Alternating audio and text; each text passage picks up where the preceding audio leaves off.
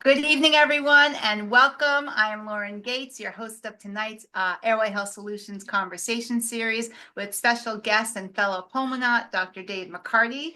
And tonight's topic is a really popular topic. In fact, I can't go anywhere without it coming up. It's about CPAP intolerance and what the empowered dentist should know. So welcome, Dave. I know you want me to call you Dave because actually you have a disclaimer, I think, on your website saying to please call me Dave. You want to talk a little bit about that before I give you a formal Well, yeah, I introduction? have this dual role. Like it's weird. My current project is all about trying to get a message across in a meaningful way, a message of empowerment that unites providers and their patients with a common narrative. And I'm thinking about this, and I'm drawing cartoons and doing some silly things to sort of bring the message across. And it's really hard to sort of walk around with your credentials and say, well, yes, call me Dr. McCarty, and then let's talk about this cartoon. So I've got Right. to navigate those worlds um, kind of together. And the way I chose to do this, it took me back to my residency program. I did my internal medicine training at Mass General Hospital in Boston. And I'll admit right now, when I began that program, it's, heralded as one of the best internal medicine programs in whatever. And I'm showing up and I didn't feel ready at all. I had massive imposter syndrome. And like most of us did, I think, in retrospect. And one of the things that the attendings did for us that I thought was really meaningful is they insisted on even the July interns calling them by their first name, and so it leveled the intellectual playing field and made us all feel, it made me feel like I was part of an intellectually transparent mission for truth. That we're all, you didn't have Yeah. to kowtow to someone's credentials. So I thought about that feeling when I was coming forward with my cartoons and the zaniness and the desire to sort of bring people together. And that's why I always sign my essays, but you can call me Dave, because I think it enhances the conversation. Well, in all honesty, it's kind of hard for me to call you Dr. McCarty just because we've been fellow bandmates now. You have a course on our show. We become fast friends, so I appreciate that. It's easier for me, but I know everyone appreciates your ability and your persona to really want to connect to your patients and to the professionals. But I'm going to go ahead and give you a formal bio because you have actually your CV, if you click the link, I couldn't even print it out. It's so long and so accomplished. So I had to condense it here. But if you want to learn more about Dr. Dave McCarty, please go to his website, Empowered Sleep Apnea. But I'll give you the brief version. So Dr. Dave McCarty, otherwise known as Dave, is a board-certified specialist in sleep medicine, an award-winning educator, and a pioneer in the practice of patient-centered care for those who suffer from sleep disorders. A graduate of Duke Medical School and Massachusetts General Hospital residency in internal medicine, Dr. McCarty found his calling in sleep medicine after establishing a successful community primary care practice. He studied the art of sleep medicine under Andrew Chesson at LSU Shreveport, joining the faculty upon graduation from fellowship and becoming the second program director for the Sleep Medicine Fellowship. After 8 years of service at LSU in 2015, Dr. Dave McCarty left academics to join the Colorado Sleep Institute, where he served as medical director while maintaining a full-time patient-centered clinic. In 2021, he left clinical practice to begin a new journey of public education, launching the Empowered Sleep Apnea Project, an innovative cross-platform educational initiative. Dr. McCarty continues to teach and is the chief medical officer of Rebus Health, an innovative collaborative clinical environment for sleep disorders with a patient-centered strategy. And we are so thrilled to have you here this evening. As I said, this is such a popular topic. I mean, I personally can't go to any party or any function and I tell people what I do, and the first thing they say is, I have the CPAP, and Yes, I can't yes. stand it. I can only It's like, imagine let's pull out the when you punching say bag, pull, pull. right. I mean, I at least start with the dental first. When you say I'm a sleep physician or a sleep doctor, I can't imagine the woes you get. You know, I actually have experienced I'm a doctor at cocktail parties in two different lights. Okay. I started my career, I like to say I'm a recovering primary care doctor. And so if you Okay. tell somebody, like you're at a party, hey, let's have a fun. What do you do? I'm a primary care doctor. And then all of a sudden it's like, oh, are you going to get judgy with me that I'm smoking a cigarette or that I'm looking at this thing with cheese in it? Like, don't give me that primary care business. Nobody wants to talk about that stuff. But as soon as you tell people you're a sleep doc, then it's kind of like, oh, really? There was this thing, and people sort of edge in, and it's like, what happened? Why is it that you sleepwalk when you're little, and they want to know the answer? Mm. So sleep is inherently fascinating. So Right. the truth is that being a sleep doctor is really fun because people love to talk about their sleep. They just don't want you to label them with something and then make them do something they don't want to do. So that's the real thing we have to overcome with our patients is they often don't want to talk about the things we want to talk about because it's not important to them yet. They haven't integrated it yet. This is where empowerment comes in, right?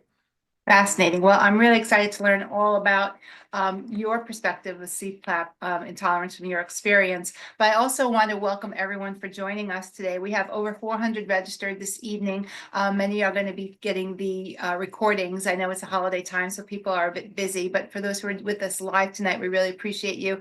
And we'll hope to answer most of your questions by the time this evening is complete. But I always like to start out with a poll and see who's joining us tonight. I think we may also have some non-health professionals joining us, patients. So why don't we go ahead and run the poll and see who's with us this evening? Hosts and panelists can't vote. Okay, we're at 50% participated. Just always curious. It's usually a Patient isn't on that list though. not, oh, it was parent patient on the bottom. Yeah. So Oh, wait a minute. Is there more? Do you you have to scroll? Oh, you can scroll all scroll the way down. all Yeah, the way down. scroll I all the didn't way see the down. We have scroll. 79% participated. Let's see if there's any parent of patients with us this evening. So it's healthcare professionals, periodontists, um, dentist. Well, no pediatric dentist tonight. Any Orthodontist, medical side? Any medical doctors? OMTs, not this evening. Other healthcare professionals, sorry, we only had a certain amount. So some medical friends, but speech language pathologist. So welcome everyone. We really, really appreciate your commitment to patient health, and perhaps you're here for your own benefit or merit or curiosity. But whatever it is, we're so thrilled to have you. And as long as you keep showing up, we'll keep showing up. I do need to do a few disclaimers, so bear with me while we get through this boring part. And maybe Dave, while I'm doing that, you can just get your screen ready for the presentation as I do these thrilling disclaimers. Okay. The views presented are the opinions of our speaker and are not necessarily affiliated with Lauren Gates and Associates and Airway Health Solutions. And the following webinar is provided for educational and informational purposes only and does not constitute providing medical advice or professional services.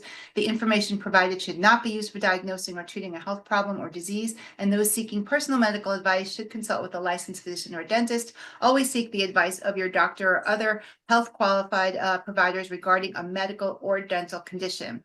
And for those of you in the dental world, we do offer CEUs. And to receive your CE certificate, you must be in attendance for the entire program. There's no code or anything. The Zoom software tracks your attendance. So we will be issuing that usually within 7 business days. So I will give a reminder at the end as well. Okay, well, that was a nice way to kind of get your screen ready to go. And why don't you kick it off? I'm really excited about this presentation, and then we'll have some Q&A. And if I feel there are some compelling questions during the presentation, feel free to use the question Q&A box, participants. And if it's a good time, we'll break in and I'll interrupt you with a question or two. So take it away. Awesome. Welcome. Yes. Okay. Well, thank you. So this is definitely this was a brainstorm that Lauren and I came up with after our most recent podcast episode. Actually, the one before that, which was a Halloween special called 3 Tales of Terror, Pressure Toxicity. And we got to talking, Lauren and I, and we started thinking maybe we should do a more broader program just talking about the concept of CPAP intolerance in general. So the introduction is that we're all going to see this. Okay. I think if I asked a group of dentists in a general environment, what is the expected long-term compliance/adherence rate with CPAP as a treatment strategy for sleep apnea? I usually get numbers anywhere between 25 and 50% long-term. And that is a reality. That is a lens that I believe the dentists see because of the way this fractured system works. The ones who are doing well obviously don't come to see a dentist. They stay in their CPAP environment. And so that environment gets a different view of the way things go. So when people leave, they often don't say why. And the person whose office they left, well, they don't get to learn from that. So that's kind of the negative space of clinical care. Nowadays, we're having an onslaught, it seems, of wearable technology that is AI enabled, and it's going to be able to provide the end user, meaning our patients, they're going to be starting to get messages of you are high risk for sleep apnea, or maybe even you have sleep apnea based on something that they bought and wore. And so these people are going to need to have a way to unpack this label called sleep apnea. Because the truth is, folks, the reason it's so confusing and the reason everybody feels like they don't really have their hands wrapped around it is because what is captured by the label sleep apnea is an enormous leviathan, a very, very big and complex subject that has many moving parts. Okay, so as soon as we start getting these people coming in with more labels, we're going to see more CPAP intolerance. And I'm going to make the argument that we as responsible providers need to know what that means so that we don't just take it at face value. So we're going to cover what I would consider to be the mechanisms of CPAP intolerance. I really like speaking with dentists because, especially the airway aware dentists, because they have in their language and their cultural ethos a desire to find the root cause of something. I think it's where this narrative of the airway developmental journey and what we should do about sleep disordered breathing leads us to a space where we want to find the root cause. So CPAP intolerance has a lot of flavors. And so we're going to talk about those mechanisms. And I'm going to break it down into three basic mechanisms: not ready, not right, and not cool, man. Not cool. We're going to have some fun along the way too, because if it's not fun, it's no fun. So I'll tell you what all those things mean. But the three basic categories are not ready, not right, and not cool, man. And the solution, well, coming from me, this shouldn't be a surprise if you've read my work before, but the solution is going to be empowerment. And that's why it's hard to tell people, well, what you should do with CPAP intolerance is this. What we need to do is empower the team to understand the complexity of this so that everyone can help each other find the right outcome. I'm going to try and get us into the right headspace with a little bit of fun too. So what do we mean by CPAP intolerance? What exactly does that mean? Well, it means either that they tried it and it didn't resolve a perceived problem. Let's talk about that for a minute. I come to the doc because I have trouble sleeping at night and I feel crappy in the daytime. He says, hey, or she says, hey, you have sleep apnea. Put on the CPAP machine. And I'm wearing it. And I still feel like I can't sleep at night. And I'm still feeling tired in the daytime, right? So if that patient doesn't understand the whole canoodle and doesn't sort of get that there may be reasons to continue this, even if some of these symptoms continue, and maybe there's a way to resolve those continued symptoms, there's a structure to get into them, maybe they would continue forward. But for the patient who just says, oh, you have a label here, try this, and it doesn't solve their perceived problem, they'll quit. What if they try it and it makes new problems? So that happens. It's a physical treatment strategy, and it can create all kinds of new problems, especially if it's adjusted in a way that can exacerbate some of the other components of this patient's story, especially the central apnea physiology up here in the mountains. A third reason they might be intolerant to CPAP is that they've thought about it and they just can't stand it and they just won't do it. They're like, nope, I looked at it. Nope, I'm not going to do that. I cannot do that. This is a very common reason for people to avoid coming to a standard Western medical sleep clinic because they just think that all we're going to do is give them a CPAP machine. Now, CPAP intolerance is a little different from CPAP non-compliance, which is a more functional assessment of are they actually using this when they're sleeping?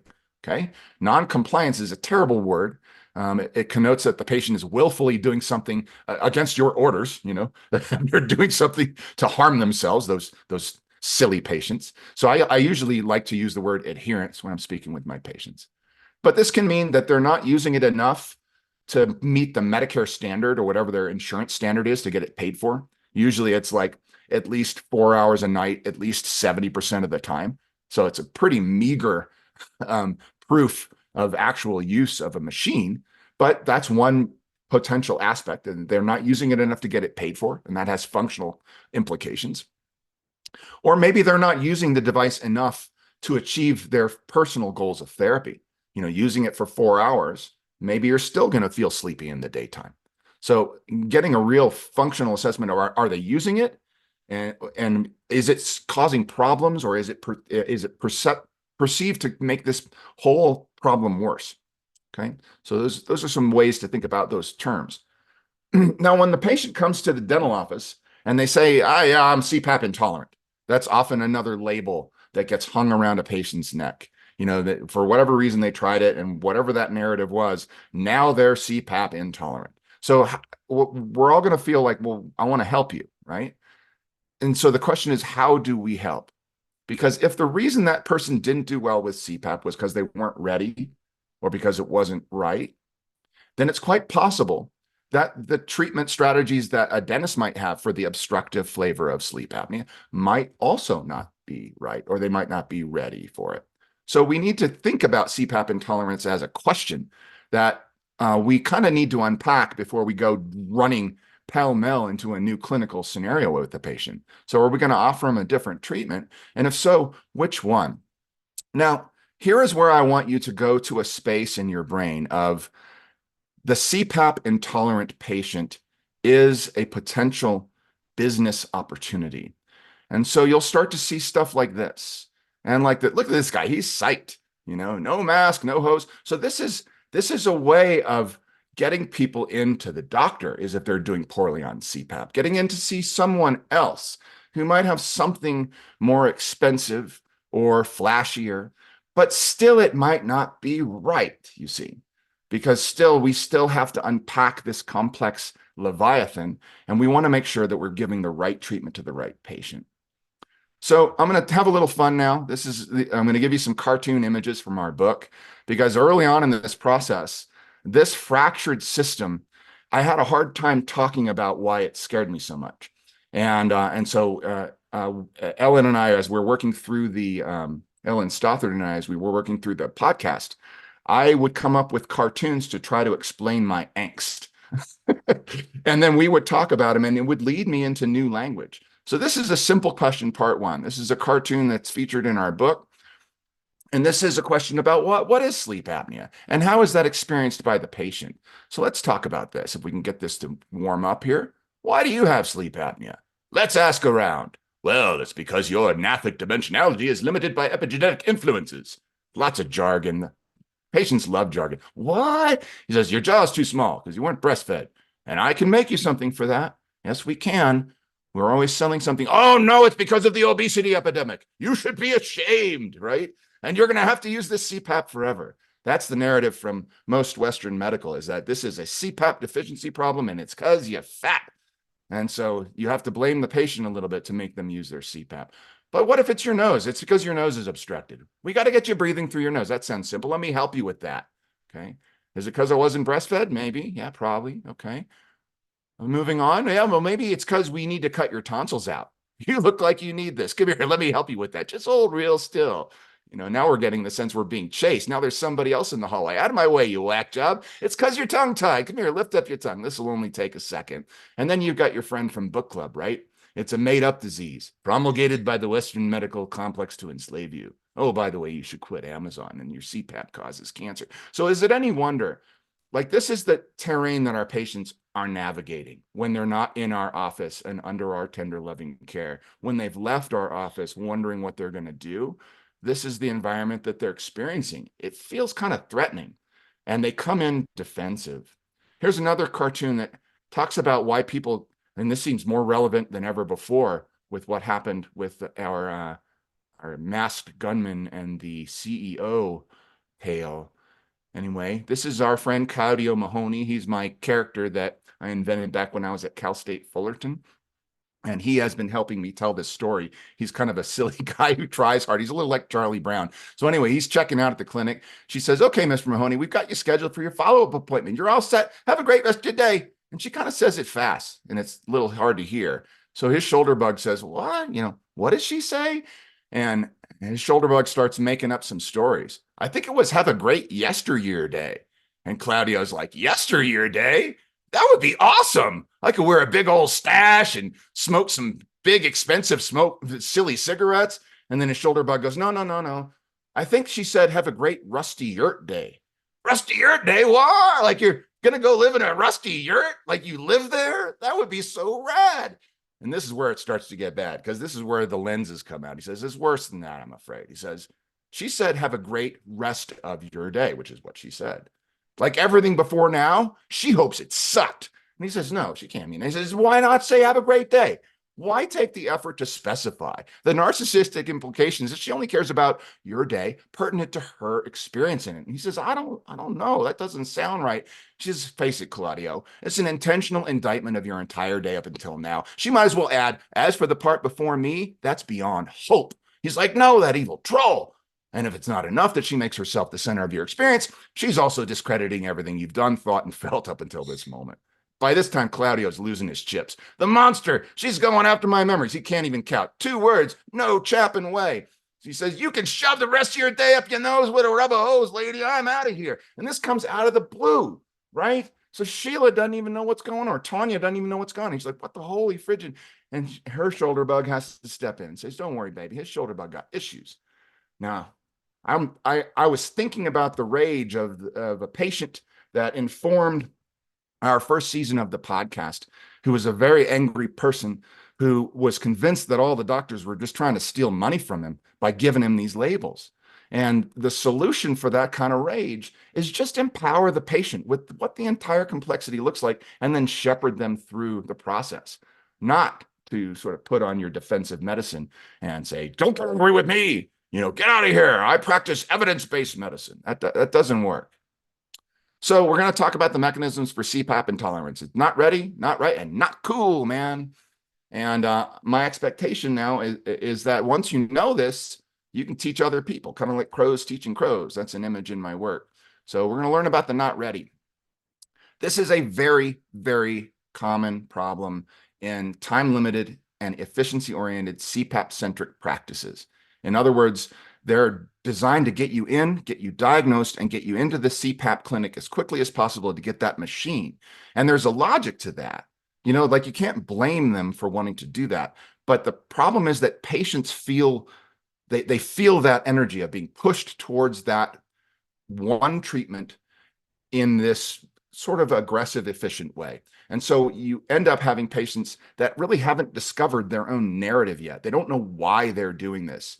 I can't tell you how many times I saw a patient, I call them the ones who were left behind by the system, who would come to my clinic and they had heard that I would kind of listen to them and sort things out. And I would say, so why are we doing this? And they would have no earthly conception of why they were supposed to use this machine. They hadn't formulated a concept of what was happening with their sleep. They didn't know what they were trying to achieve with the therapy. And so it's no wonder that they did not do well with this physical treatment strategy. That's weird. So if they don't know their own narrative, they really don't have a firm grasp of why they're treating, what their personal reasons to treat are. So here's where I give you my prescriptions. We were reviewing some of the questions that came in before this seminar, kind of questions like, well, what's the best thing to do when someone is CPAP intolerant? And as I kind of pondered how I would answer that, I thought to myself, the best thing to do is empower the patient-provider combination so that they can know how to navigate. It's a complex space. So there is no one answer. So if you want something practical to do, the first season of our podcast is 5 episodes long. It is a curriculum, and it will teach you how to think about the 5 reasons to treat in a time unpressurized manner. The 5 reasons to treat are, well, I'll put it on the next slide, I think. This is the cartoon version of our whole journey. And it all starts here at the bay of narrative. We have to help the patients discover, why are we doing this? Help them discover what their sleep-wake complaints are. And then the first stop is the 5 reasons to treat Monument and Coffee Hut. The Coffee Hut's the place where you sit and it's a time unpressured decision. So that's where we want to go when they're not ready. They need to talk about the 5 reasons to treat. They need to understand why we're doing this. And then they need to formulate their personal goals of therapy. That will allow them to understand whether going on with any treatment is going to be worth their while. Okay. So this is a cartoon that I was happy showed up on the back page of Dental Sleep Practice magazine. It originally appeared in my blog. So now I'm happy to have Claudio back in print media again. She says, well, then, Mr. Mahoney, how you doing? Great, Doc, just terrific. I feel just dandy. And look what he's reading, Mr. Nestor's book. Anyway, she says, fantastic. Well, let's talk about sleep apnea. And then you see he blows a gasket and he says, can I go back a step? I want to change my answer. Sometimes they don't want to talk about it. Sometimes you got to help them understand why they can own this. Okay, so that's the not ready reason. What about not right? So the truth is, despite what the label says, despite what the report says on their sleep study, everybody has the potential to have some combination of obstructive sleep apnea and central sleep apnea that is happening at the same time. And there are many moving parts with each of these phenomena, okay? So we've gotten ourselves into the illusion of believing the monster that we've created. Just because it says G47.33, which is the code, ICD-10 code for obstructive sleep apnea, just because it says that on their chart, doesn't mean they don't have central apnea physiology stuff going on. And unpacking the score that is known as the AHI is job one with anyone who wants to take this on. So again, it's a complex leviathan.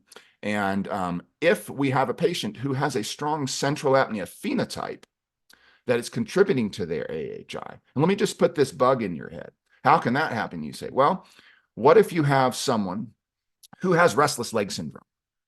And that particular person is like many of people who have restless leg syndrome. They have a phenomenon called periodic limb movements of sleep. And this is where they have non-volitional kind of withdrawal-like movements of the legs that happen on a periodic basis, which means it's like a metronome. It happens like if you zoom out, it looks like it's a beat of a drum. It's so regular. Because central apnea physiology events, one of the moving parts is if you cause arousals from sleep, you can create an oscillating change in the breathing pattern where you overbreathe a little bit during the arousal and then you underbreathe right after. And if that is exaggerated because of, well, maybe you have a long circulation time because you have atrial fibrillation, or maybe you live in the mountains, then you have a situation where you have an oscillating breathing effort. I've a long-winded explanation for how you can have central apnea physiology events that contribute to an AHI that are not caused by a deficient airway.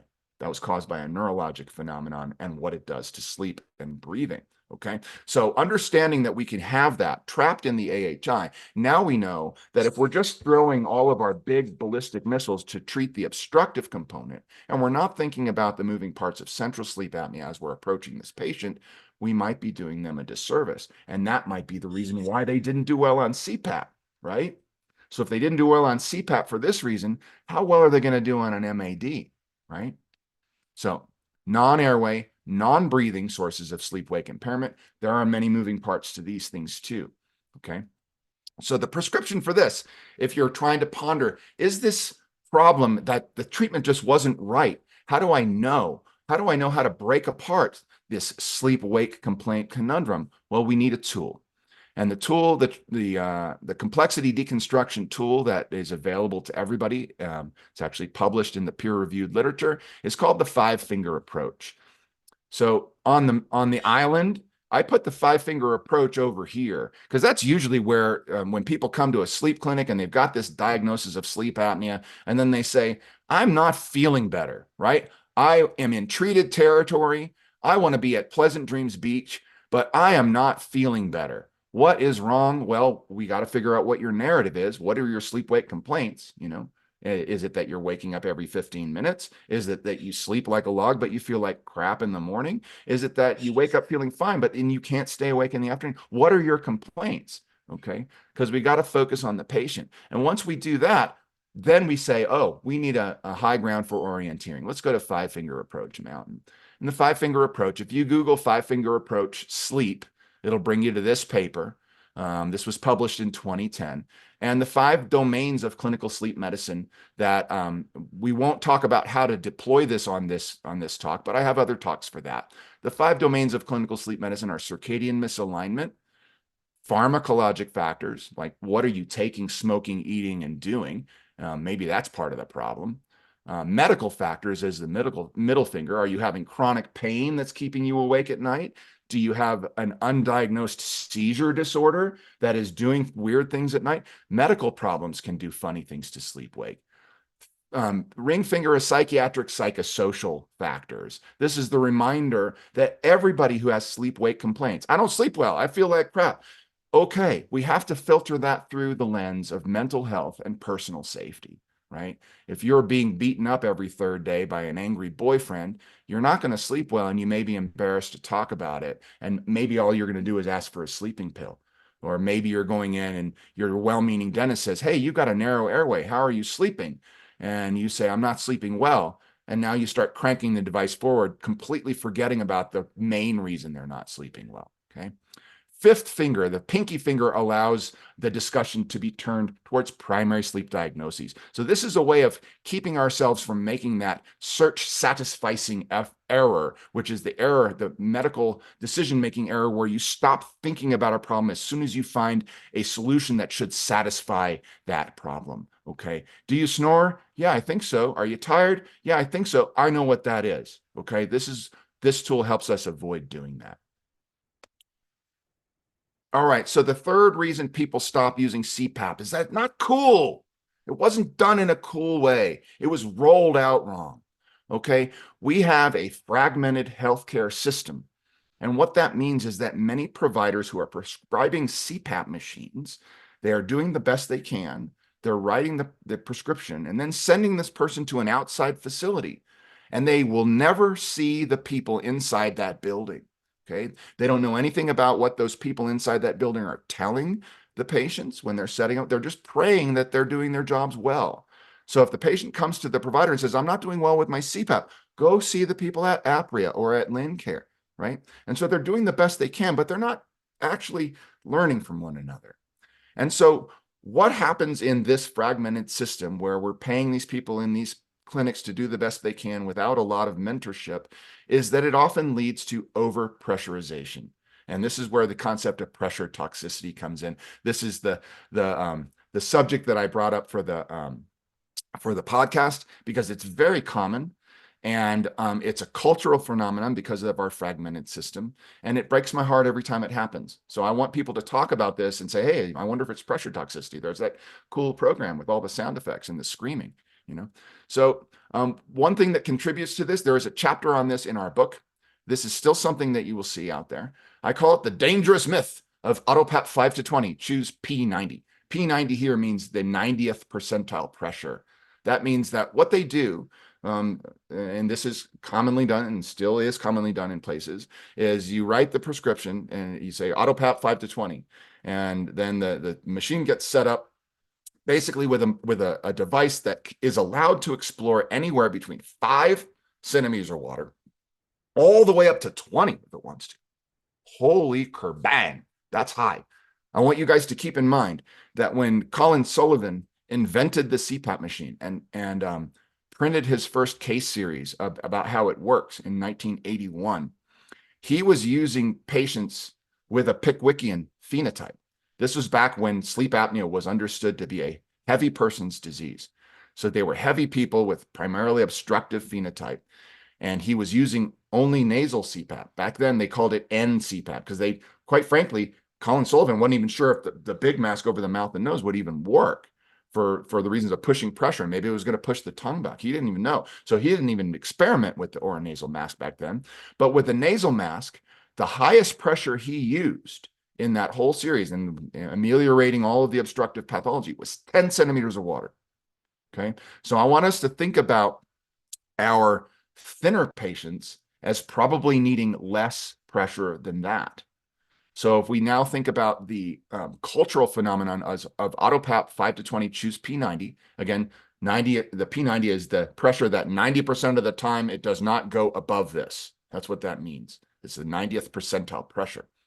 And so when you do that, you usually end up overpressurizing, or the device ends up blowing air out the mouth with a nasal mask because it goes too high. And then the patient is told, well, you must be a mouth breather.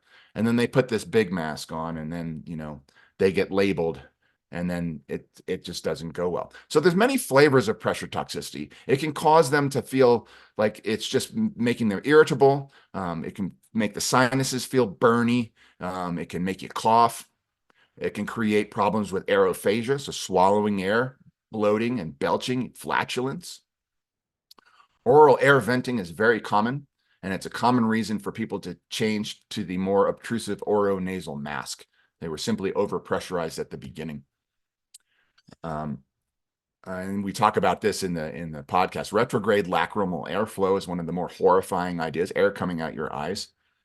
And then overpressurization will enhance the tendency to overbreathe during the arousal phase, and that will lead to an oscillating breathing pattern.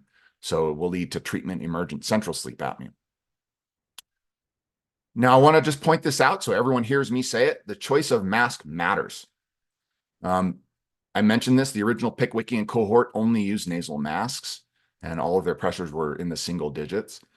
Oronasal masks are not great. I'm not a big fan.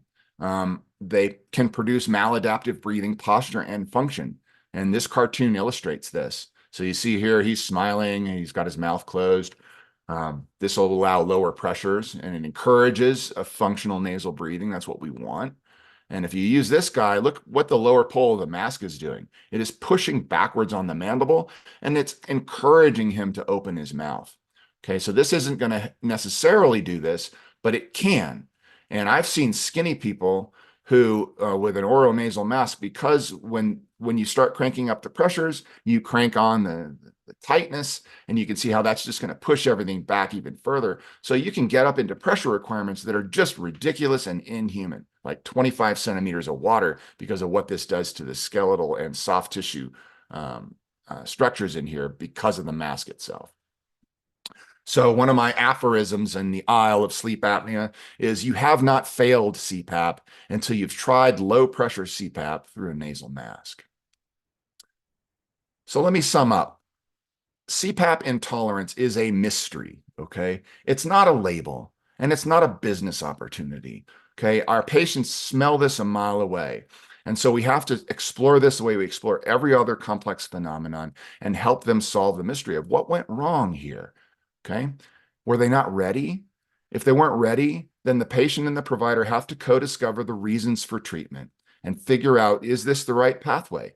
What are my reasons to treat? What are my goals? And then, well, what are the moving parts that are contributing to this? Is it central sleep apnea? Is it obstructive sleep apnea? And then we can start breaking apart the moving parts of those things. Is it not right?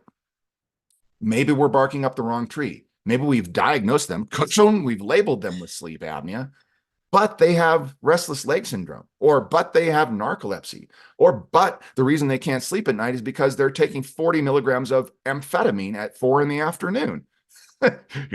So every single sleep-wake complaint set needs to be unpacked with the patient. And the way to do this is with the 5-finger approach. Or is it not cool? Was it just applied wrong? Was it done in a ham-fisted way because of our fragmented system? So the patient and provider can carefully consider the way this was done, the pressures that were used, the mask that was used, to make sure that we haven't done something untoward because of the treatment itself. A few words about the Empowered Sleep Apnea Project. So I'm aiming to be the schoolhouse rock of sleep apnea, like educational sources. I want this to be accessible to everyone. I want this to change the culture of sleep medicine in favor of the patient. So the whole island was created to teach these complexity deconstruction tools, the 5 reasons to treat, the 5-finger approach, and use a language that sort of is fun and delightful and makes sense to providers of all stripes and patients of all flavors. The curriculum of empowerment is free, so you don't have to buy anything. I tried to get away from that. I'm pushing to make people buy. But if, of course, if you want to buy my book, please do. But you can get to the curriculum free in the first 5-episode season, and there are full transcripts that have the cartoons on them. And the beautiful blue book, it isn't just a novelty. We've been reviewed in 2 peer-reviewed journals and 1 popular science magazine, and have gotten great reviews in all of these. And I consider this book to be a conversation starter. So when you put this in your waiting room and you know what the book says, you can get people to come in with that sense of delight and willingness to explore that. Maybe that person in the cartoon, let's talk about sleep apnea, and the patient shuts down. Maybe they won't go there. This is what Journal of Clinical Sleep Medicine says. I felt like I just stepped into a dream, an invaluable resource for healthcare professionals. So this is our coupon code. If you go to BookBaby, you can take 20% off the retail price. I really recommend the hardback. I call it the beautiful blue book because there's a dopamine response to this book. It's got nice glossy pages. The artwork is kind of beautiful, and it's fun to look at. I'm going to end with this cartoon. This is an image that I just couldn't get out of my head when I was starting this journey, trying to figure out how to get this message across. And here's Claudio. Why are you smiling like that, Claudio? He says, I don't know. Ishmael, old chum, I guess I'm just feeling happy because every person we pass is smiling at me, and seeing them smile makes me smile too. And Ishmael says, Claudio, they're smiling at you because you got that big cheese-eating grin. And this actually comes from one of my walks around Boulder. There's a place where they actually have goats, and it just makes you smile. And he's like, what? Goats? Bad. So smiling, we got to help our patients smile when we're doing this. I'll finish with that. We are all one. We are all in this together. And with that, I think we've got some time to ask questions. So Yes, absolutely. Well, thank you. That was fascinating. And I highly, highly encourage everyone, just listen to the podcast. It is so enjoyable. I have to say, just the sound effects and the music behind it, and how you just make such a complex and scary topic really endearing and interesting and almost intriguing. And then all of a sudden the dots connect and you put every story to life.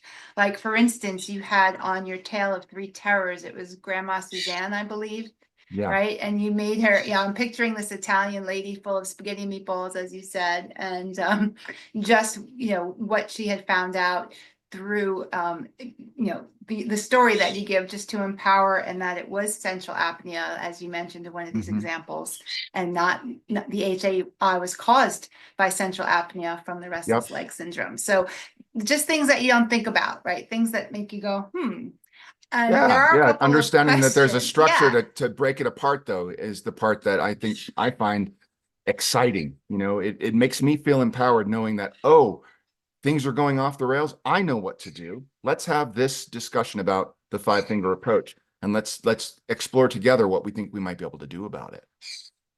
Absolutely. Why do people choose the oral nasal mask then? Is there ever a benefit to that? I struggle with this because I think the most common reason people choose it is because they had oral air venting with a nasal mask somewhere along the line, meaning that it's blowing air out the mouth.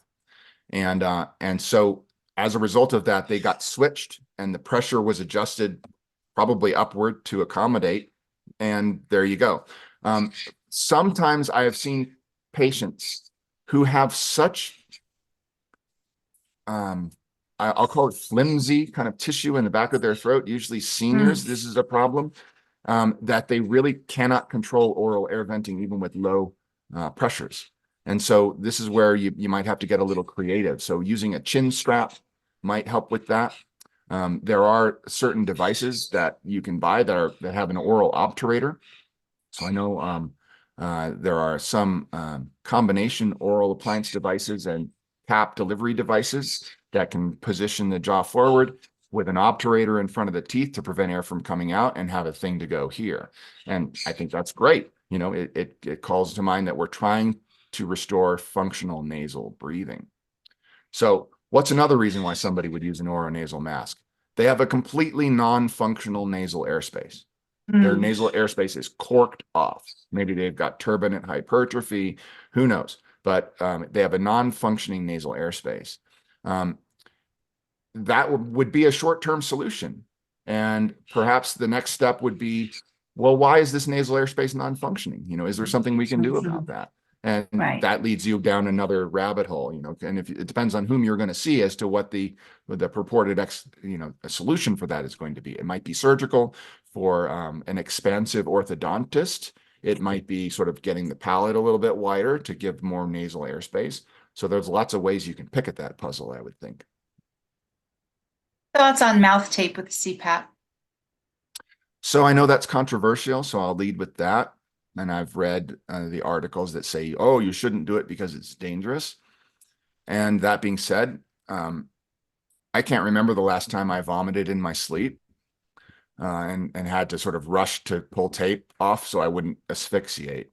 So I think that the risks are kind of minimal. And if you're, appropriately cautious with like how putting a little tab so that it is easy to remove, and you're not giving this duty to someone who can't use their hands for neurologic reasons or they're cognitively limited, right? So there's all kinds of reasons why you wouldn't want to do it. But that being said, establishing functional nasal breathing is what we're trying to do. And if that helps keep the mouth closed, which helps keep the jaw in the right position, that might be a part of the therapy that works for you. So that's how I would feel about that. Kevin Boyd is with us tonight, and he always is a curious soul. He has a question here. It's more of a Hi, comment Kevin. as well, too. Yeah. So he's just saying, he says, maybe tonight this is CPAP intolerant per adults and certainly necessary, interesting, pertinent, and useful. But Dr. McCarty, maybe we address the reality of CPAP indications and application for neonates in the NICU and infants, toddlers, and preschoolers. I know that you're not a pediatric sleep doctor, but what is anything you can offer us on that age group, on the infants and Yeah, the little not ones? really. And Not really. yeah. Thank you for that question, Kevin. Not really. Obviously, supportive ventilatory measures in the hospital is a different subject altogether. I have an awareness that positive airway pressure modalities are important in peds and neonates for various reasons. And some of it has nothing to do with obstructive sleep apnea. And I'm also aware that CPAP is commonly used in kids when maybe we should be doing other things too. So CPAP, of course, when it's strapped backwards, this is going to create a headgear effect on a growing face. And that concerns me. So if there is a potential other solution that allows sort of reestablishing appropriate form and structure that allows for effortless nasodiaphragmatic breathing, and it doesn't involve CPAP, then I think those pathways need to be further explored. Yeah. And he also added that you're a gift to humanity. So that's a nice comment. Well, so are you, Kev. Okay. What are your thoughts on combining oral appliance therapy with CPAP to lower the pressure and avoid pressure toxicity? I love that idea. Yeah, I've been hearing a lot about this from my dental colleagues, and it's like I think everybody who discovers this, they feel like their eureka moment. It's like, I didn't know we could do that, and they're like, wow, that's awesome, because some people have a high pressure requirement for whatever reason, and that makes it hard to deal with. And probably, and when they respond to combination therapy like this, probably part of the reason they have a high pressure requirement is that they have a limitation of their craniofacial respiratory complex somehow. They've got probably a backward position mandible, and that's part of the problem.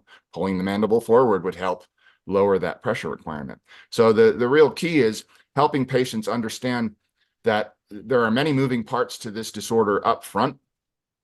And when they understand that up front, and that we're going to explore, and we're going to do this in the simplest way possible for you, but sometimes we need to try more than one thing. If that's the expectation at the beginning, and they've seen the whole map, you're not going to get the pushback of being feel like people will feel bait and switched if you say, oh, we're going to do this for you because you have sleep apnea.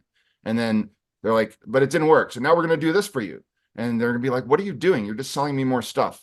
And I've seen that happen that way. If people are still sort of grasping at the label and they haven't unpacked the complexity up front, they feel later like they've been led down one garden path after another, and it's just been draining them. So yes, I like the idea of combination therapy, but I like the idea of explaining the complexity up front with the whole team so that we're all able to share that and the patients aren't blindsided by that idea that we might have more than one thing to offer.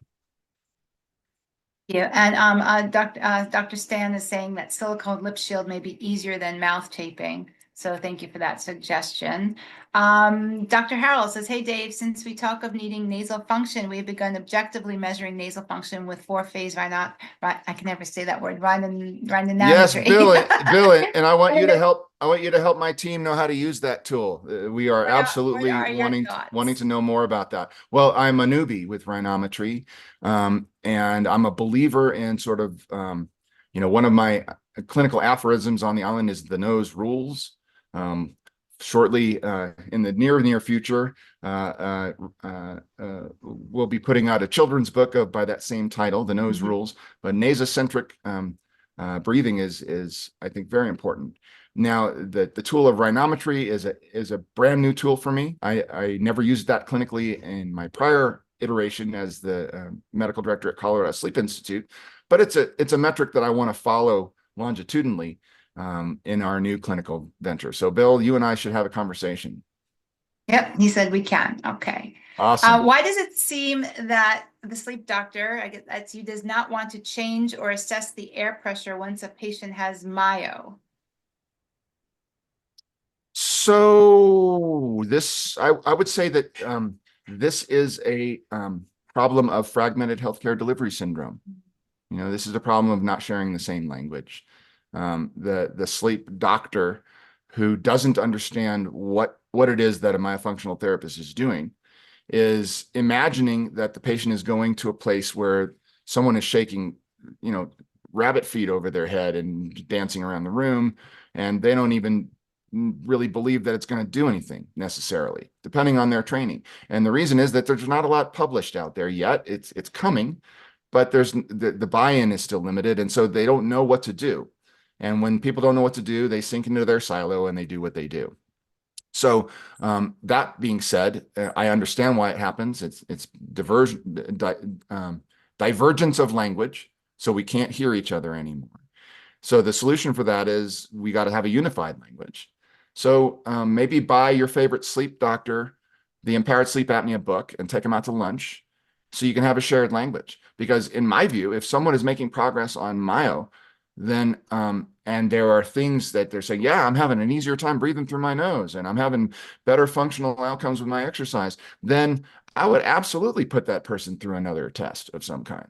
Just the same way I would if they had lost, 20% of their body weight. I would reassess, see where we are. And then we can, if we have to, we can go back to that 5 reasons to treat coffee hut and decide, do we still need to do this? Is this still necessary? Do we have enough reasons to treat? Another aphorism from the island. If there's no reason to treat, there is no reason to treat, right? We have to decide what those reasons are, and the patient needs to buy in. Thank you for that question. I love that. And Dr. Sanders would like to know any thoughts on comorbid OSA and insomnia and how that mixes with CPAP therapy or doesn't. Oh, it absolutely. That's the new buzzword. Like it's this new thing, comorbid insomnia. So, and I think I've seen it like COMI or something. It's like abbreviated. So, my only response to that is 5-finger approach. There's always more than one thing. There always is.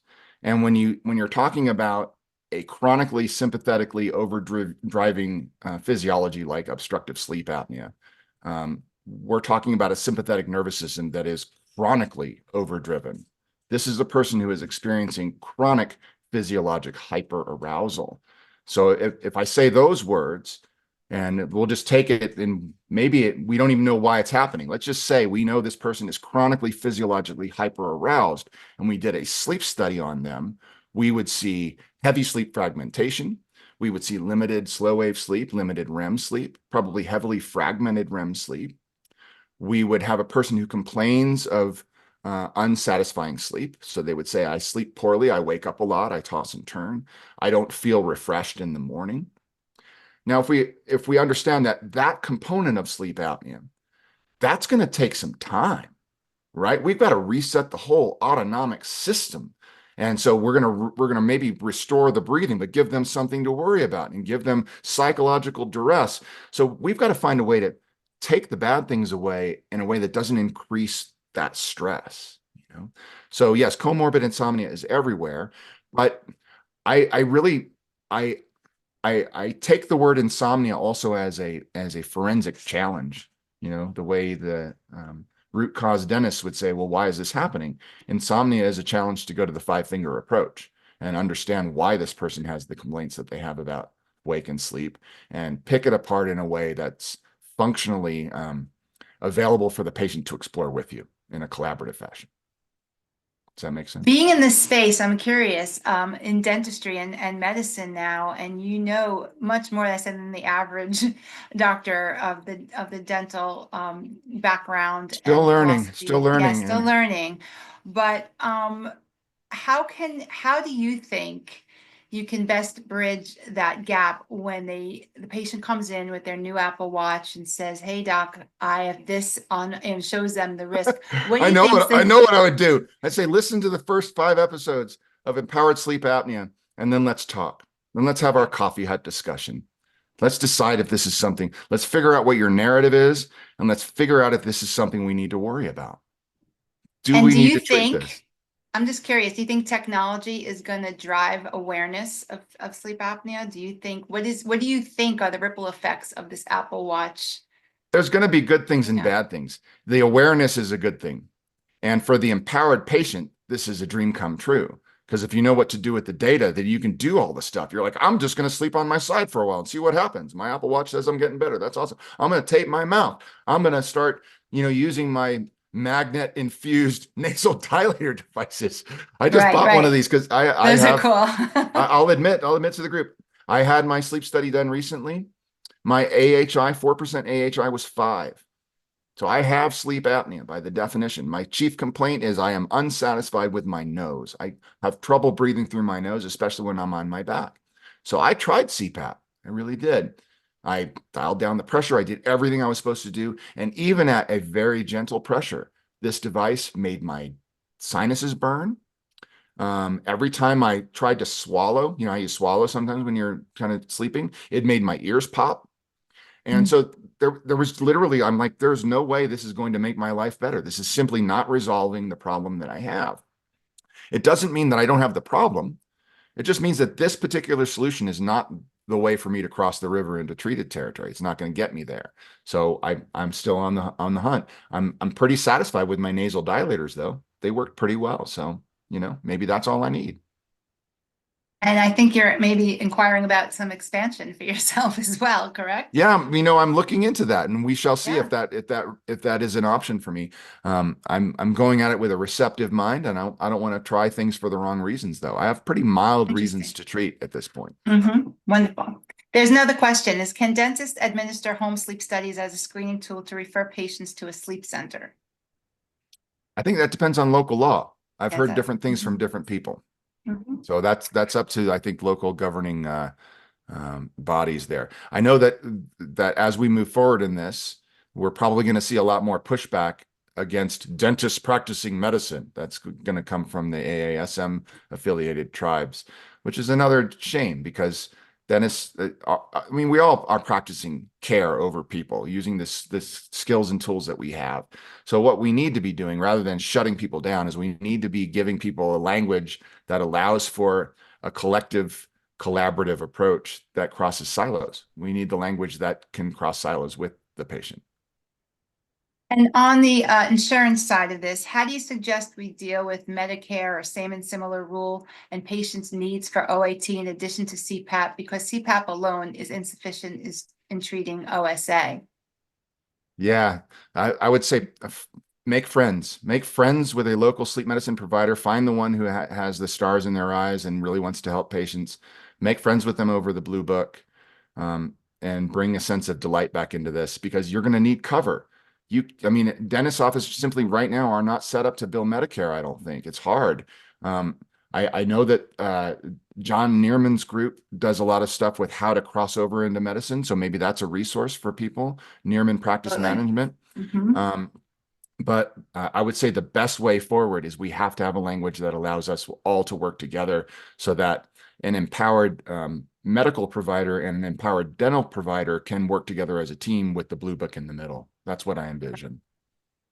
And I just wanted to give a few updates before we close out here and just kind of brag about your course because it was really enlightening. And I think it's really And I appreciate your generosity, and we decided to offer this at a 50% just because we really want people to What? really understand. I know, I think I told you that, No. but yeah. What? I can't afford I this. know. No, I'm just Okay. kidding. It's for Christmas. It's for Christmas, and Yeah, it's a gift that it, keeps giving. And I think for healthcare professionals, especially with the Apple Watch call to attention, it's great to know everything about this. And there are a lot of questions that you may not even know to ask yet because of the complexity of it all. I find that I don't even know what to ask until I started listening to your podcasts, and that prompted more and more questions and curiosity until it's not such a big monster and so complex. So, can you just do me a favor and talk a little bit about the course that you created? It's a one-day course. It's geared toward dental and airway health professionals. And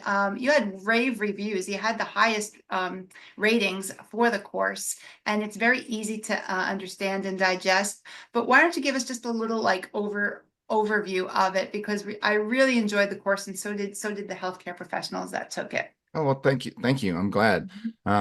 The course is basically an introduction to the language of the Impaired Sleep Apnea Project and how to use that language with your patients. So at the end of the course, people will have a fundamental understanding for how to deploy these two 5-point complexity deconstruction tools.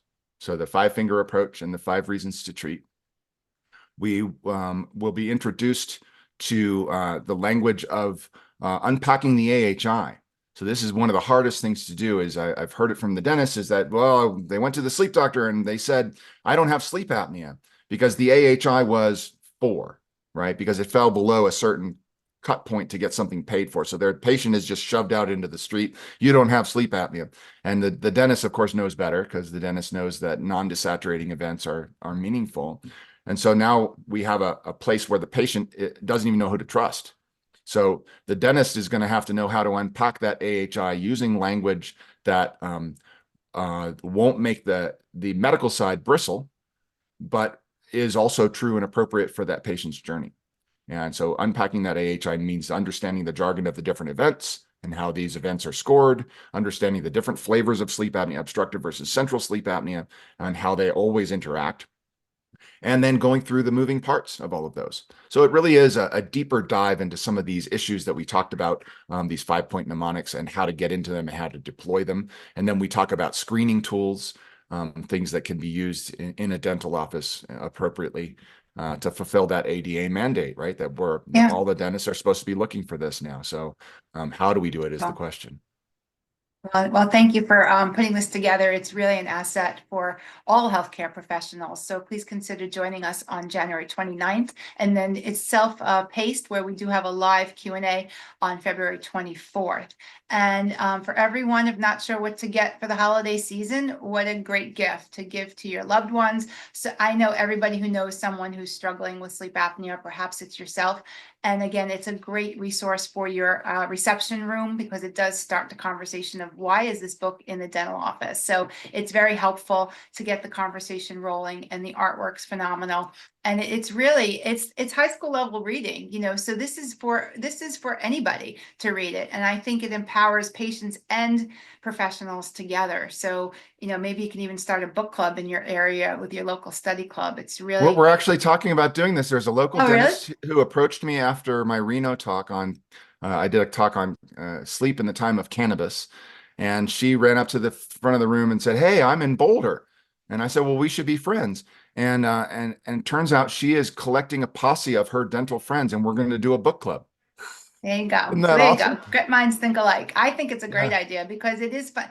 It is fun to talk about, especially when you're in the healthcare profession and we're geeked out to begin with, with how we can really help our patients breathe, sleep, and thrive. So I really encourage everyone to do that.